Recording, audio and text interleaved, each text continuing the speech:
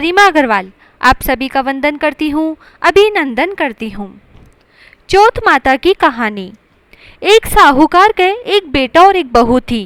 बहू पीहर जाती जद उका बाप पूछतो कि के खाकर आई, वह बोलती बासी कुसी खाकर आई हूँ। एक दिन साहूकार को बेटो ससुरा से मिलने गयो तो ससुरो बोलो कि थे मेरी बेटी ने बासी कुसी क्यों घालो हो। बेटो यह बात माने आकर पूछो तो माँ बोली कि मैं तो ताजी घालू हूँ, चाहे तू आज देख लिए। एक दिन बहू को बाप आयो और ओजू पूछो कि बेटी के खायो। बेटी बोली बासी कुसी खाई। बाप के जाने के बाद धनी बहुत नाराज होयो और बोलियो कि मेरे बाप ने क्यों बदनाम करे है, ताजी खाकर बासी कुसी बतावे। जद वह बोली कि थे कुमाओ न थारा बाप कुमावे, जना बासी कुसी हुई कि नहीं। या सुनकर उको धनी कुमाने चले गयो। एक दिन वह पड़ोसन के आग ले आने गई तो देखे तो सब कोई कहानी सुने है। जब पूछी कि यह के करो हो, पड़ोसना बोली कि मैं चौथ की कहानी सुना हा, इसे अन्न धन होवे, बेटा पोता होवे, 12 बरस को बिछड़ो रो धनी मिल जावे। जी के दिन से वह भी चौथ को व्रत करने लगी। सासू 4 भगत खांड ने देती, जी को एक बार को हथकार निकालती, एक बार को गाय ने देती, एक बार को राखुड़े गाड़ देती और एक बार को चांद ने अर्घ्य देकर आप खा लेती। अय्या ही चौथ व्रत करता 12 बरस होगा। जना गणेश चौथ माता सोची कि इन्हें व्रत करता 12 बरस होगा, इके धनी ने पाछो लानो चाहिए। वही रात चौथ माता उके धनी ने सपना में आकर बोली कि अब तू घरा चला जा, तेरी औरत तने याद करे है। वो बोलो कि मैं तो बहुत काम में उलझ रही हूँ, कहीं जा न सकूंगा। चौथ माता बोली कि दिन उगने के पहले ही चौथ माता को नाम लेकर दोनों घोड़ा मोड़कर बैठ जाइए, देनिया दे जासी और लेनिया ले जासी। वो सवेर उठकर अय्या ही करो तो सारा काम पूरा होगा। घर आन लाग्यो तो रास्ता में एक बुढ़ो सांप दुख के मारे जलने जावे तो जी को वो उन्हें छिचकार दियो तो सांप बोलियो कि अब मैं तने खाऊंगा। तो वो बोलियो कि मैं 12 बरस से घरा जाऊँ हूँ, जी को मेरी माँ लुगाई से मिलना न दे, पीछे खा लिए। सांप बोलियो कि कहीं विश्वास आवे, तू तो छत पर जाकर पलंग पर सो जासी।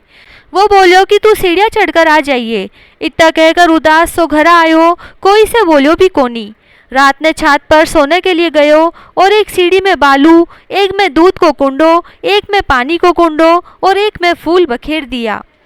रात ने सांप आयो, पहले तो बालू में खूब लोट लपेटा खाया, पीछे सारो दूध फाकी पी गो। फिर फूला की खूब सुगंध ली और छात पर जान लाग्यो।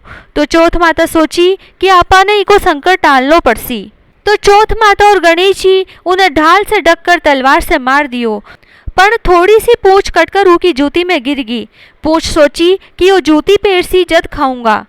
कीड़ियाँ आपस में बात करी कि इकी लुगाई आपा ने रोजीना चून गेरती, सो इके धनी की रक्षा करनी चाहिए। सगली कीड़ियाँ लाकर पूछ ने थोती कर दी। उको संकट टल गो। सबेर उठना में देर होगी तो माँ उठाने जान लागी। सीढ़ी में खून देखकर चिल्लाई कि सोची कि मेरो बेटो मर गो। पीछे बेटो आकर सारी बात बताई और माँ ने पूछो कि मेरे नाम से कोई पुण्य व्रत करया था के। माँ बोली मैं तो कुछ भी कोनी करी। पन लुगाई बोली कि मैं 12 चौथ थारे लिए करती। माँ बोली कि मैं तो तने व्रत करता कोनी देखी, 4 बखत रोटी देती। तो बहू बोली कि थे देता आज सही बात है, पर मैं एक भगत को हथकार निकालती, एक भगत को गाय ने देती, एक भगत को राखुड़े गाड़ती और एक भगत को चांद ने अर्घ देकर मैं खा लेती। ब्राह्मण की छोरी ने बुलाकर पूछो तो बोली कि हाँ देती। गाय ने पूछो तो बाबी हुकारो भर दियो। राखुड़ो खोद कर देखे तो सोना की जेठ होगी। तो सारी नगरी में हेलो फिरा दियो कि पुरुष की औरत, बेटा की माँ, दीदा घोड़ा को दिरासी, सब कोई व्रत करियो। हे चौथ माता उन्हें सुहाग दियो जिसो सबने दियो। कहता ने सुनता ने हुकारा भरता ने अपना सारा परिवार ने दियो। बिंदाई जी की कहानी। एक मेंढको एक मेंढकी थी। मेंढकी रोजीना बिंदाई जी की कहानी कहती।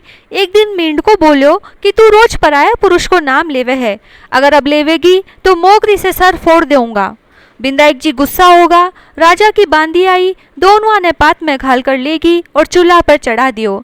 दोनों जना सीजने लाग्या तो मेंढको बोलो तेरे बिंदायक जी ने सुमर, नहीं तो आपा दोनों मर जावंगा। मेंढकी 7 दफे संकट बिंदायक कहो। 2 सांड लड़ता आया, पाता के सींग की मारी और पातो फूट को। मेंढको मेंढकी सरोवर की पाल में चला गया। हे बिंदायक जी महाराज, जैसो मिंडको मिंडकी को कष्ट काट्यो वैया ही सबको काट्यो। कहता ने सुनता ने हुकारा भरता ने अपना सारा परिवार को कष्ट काट्यो। जय श्री राधे।